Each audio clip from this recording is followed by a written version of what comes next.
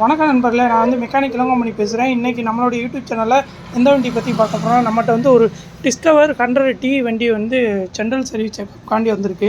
இந்த கஸ்டமர் வந்து இப்போ தானே நான் வண்டி இன்ஜின் வேலை பார்த்தேன், ஒரு 9000 ரூபா கிட்ட செலவு.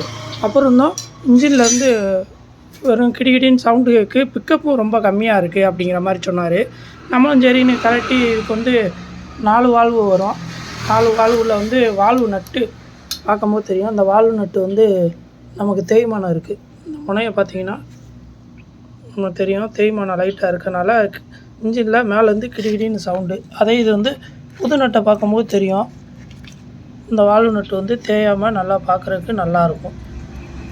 ஏன்னா அந்த வால்வு நட்டுனா வந்து நம்ம இன்ஜின் வேலை பார்த்தோம்னா கம்பல்சரி புதுசு போட்டால் தான் நமக்கு அந்த இன்ஜினில் கிடிகிடிங்கிற ஒரு சவுண்டு வந்து வராது.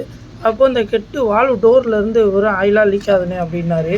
இந்த வால்வு டோரில் வர ஓரிங் வந்து என்ன இருக்குதுன்னு பார்த்தீங்கன்னா, மாட்டும் போது இந்த ஒரு இடத்துல மட்டும் நஞ்சு இருக்குது, பார்க்கும்போது தெரியும், அந்த பிஞ்சு இருக்குது. அதனால தான் வால்வு டோரில் வந்து ஆயில் லீக்கு. பிக்கப்பு வந்து ரொம்ப கம்மியாக இருக்குன்னாரு இந்த கஸ்டமரு. பிக்கப் கம்மியாக இருக்கனால கிளச்சு பிளேட்னால் வந்து புதுசு தான் போட்டிருக்காங்க. ஆனால் அந்த கிளச்சு பிளேட்டு உட்கார்ற அந்த பெல்லு வந்து தேய்மானம் இருக்குது, பார்க்கும்போது தெரியும். தேய்மானம் இருக்கனால நமக்கு வந்து கிளச்சு பிளேட் வந்து போடும்போது இந்த கோடு இருக்கனால சரியாக பிக்கப் வந்து இருக்காது. அதனால் நம்ம வந்து இந்த கிளச்சு பிளேட்டும் வந்து புதுசு வாங்கிட்டோம். புதுசே வந்து ஒரிஜினல் போட்டுருவோம். கிளச்சு பிளேட்டும் இந்த ஸ்டீல் பிளேட்டும் வாங்கியாச்சு.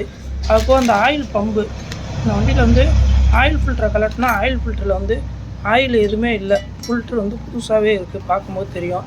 நான் கஸ்டமர்கிட்ட கேட்டேன், ஆயில் ஃபில்ட்ரு புதுசு போட்டிங்களான்னு. புதுசு போட்டாங்க அப்படிங்கிற மாதிரி சொன்னார்.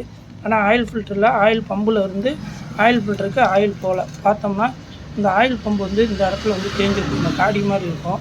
அந்த காடி எதுவுமே இல்லை. அதனால் இந்த பம்பு வந்து இதில் வந்து ஒர்க்கே ஆகலை, டம்மியாக இருந்துச்சு. அதே இது வந்து நம்ம புதுசு ஒரிஜினல் வாங்கியிருக்கோம், அதில் இந்த காடினா இருக்கும். அதில் வந்து இதை நம்ம போட்டு இது வந்து நல்லா ஒர்க் ஆகுது. அப்படிங்கிறப்ப இந்த ஆயில் பம்பு கம்ப்ளைண்ட்னால நமக்கு இன்ஜினுக்கு வந்து கிராங்கு இதுக்குலாம் ஆயில் சர்க்குலேஷன் சரியாக ஆகாமல், அதனாலேயும் வண்டி வந்து இன்ஜினில் வந்து ஒரு மாதிரியாக கிடின்னு ஒரு சவுண்டு கேட்டுச்சு. நம்ம ஆயில் பம்பே வந்து இந்த வண்டியில் வந்து புதுசு போட போகிறோம். அதுமாதிரி டைமிங் செயின், இந்த வண்டிக்கு டைமிங் செயினை வந்து மாற்றினாங்களான்னே, ஆனால் மாற்றினாங்கண்ணே அப்படிங்கிற மாதிரி தான் அந்த கஸ்டமர் சொன்னார். இருந்தாலும் நம்ம கலெக்டனால நம்மளும் டைமிங் செயின் வந்து ஒரிஜினல் வந்து போட்டுருவோம். ஆனால் ஒரிஜினல் வந்து சின்ன செயினாக வருது. இந்த வண்டியில் ஏற்கனவே போட்டது வந்து கொஞ்சம் கனமாக இருக்குது.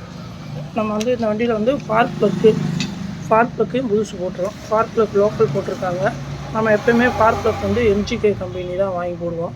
அதான் ஒரிஜினலில் வர்றது. அந்த பிராண்டு இந்த வண்டிக்கு வந்து வாங்கி போட்டுருவோம் நண்பர்களே.